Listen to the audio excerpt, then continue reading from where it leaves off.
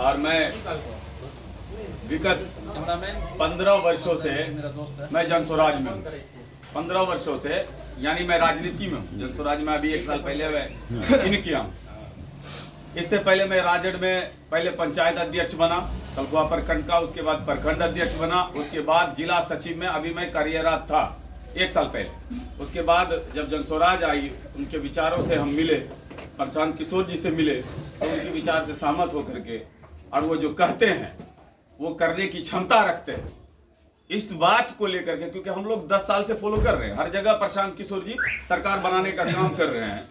विदेश में भी जाकर के अपने आप को सिद्ध किया है कि हम वो व्यक्ति हैं जो अगर किसी काम को ठान लेते हैं करना, तो हम उसमें मेहनत करके उसको हासिल करने की कोशिश करते हैं और उसमें 100% प्रशांत किशोर जी सफल होते हैं। इसीलिए हम उसके साथ आ रहे हैं और आए हुए हैं।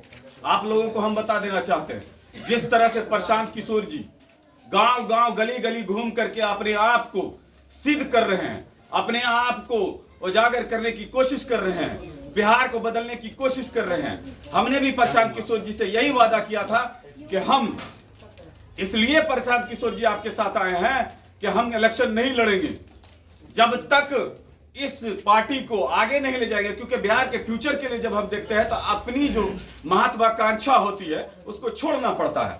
तो हम अपनी महत्वाकांक्षा को छोड़ करके सिमरी बख्तियारपुर में प्रशांत किशोर जी को और जन स्वराज को अपनाया है और इसको मरते दम तक हम अपनाए रहेंगे। प्रशांत किशोर जी से हमने कहा है, उन्होंने कहा तो हम चाहते हैं कि आप स्वार्थी बने। उन्होंने सवाल किया कि हम चाहते हैं कि आप स्वार्थी बने, आपको भी कुछ चाहिए, फिर इतना मेहनत आप किस लिए करेंगे?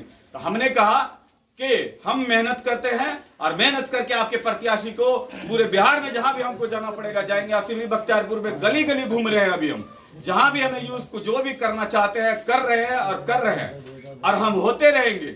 और जब आपके पार्टी को और जब हमारी पार्टी एस्टेब्लिश हो जाएगी, हम जब जीत जाएंगे, तो इनाम के तौर पर जो आप देना चाहेंगे हम उसको स्वीकार करेंगे, फैजुर रहमान स्वीकार करेगा। इसी बात के साथ हम प्रशांत किशोर जी के साथ आए हैं। आप लोगों को जहां भी जरूरत पड़ेगी फैजुर रहमान खड़ा रहेगा, जन स्वराज को आगे बढ़ाने के लिए खड़ा रहेगा। और मैं देख रहा हूं कि 1 साल में जो पार्टी अभी 2 अक्टूबर को समझिए कि लॉन्च किया गया है, और आप जहां जहां घर को सिमरी बख्तियारपुर में घूम करके देख लीजिए कि हर गली गली में जन स्वराज पहुंच चुका है। बस जरूरत है कि हम लोगों को संगठित होकर के घर घर जा करके जन स्वराज को वोट लेने की जरूरत है। आपका नाम घर घर जा चुका है, बस वहां से वोट कैसे लें, इसके लिए हम लोगों को एक रणनीति बना करके और लोगों तक पहुंचना है। जब हम लोगों तक पहुंचेंगे तो निश्चित रूप जब उनकी समस्याओं को सुनेंगे कि उनकी समस्या क्या है। आज तक किसी पार्टी और किसी एमएलए ने किसी की समस्या को नहीं सुना है, जिसकी वजह से ये आप देख रहे हैं कि सिमरी बख्तियारपुर विधानसभा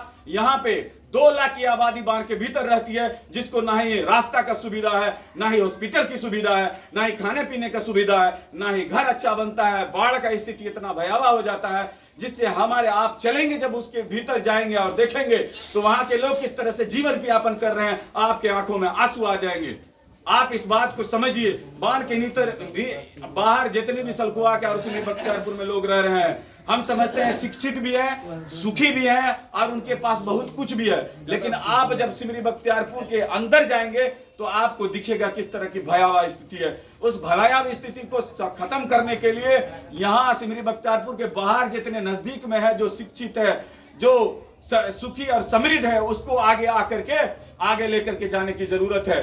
इसीलिए हम आप लोगों से विनती करते हैं कि सिमरी बख्तियारपुर के इस पार तो रहना ही है, हम लोग सब मिल करके चलें और जो दुखी है सबसे ज्यादा उसको घर घर घूम करके उनको समझे और उनके लिए काम करें और काम मांगे।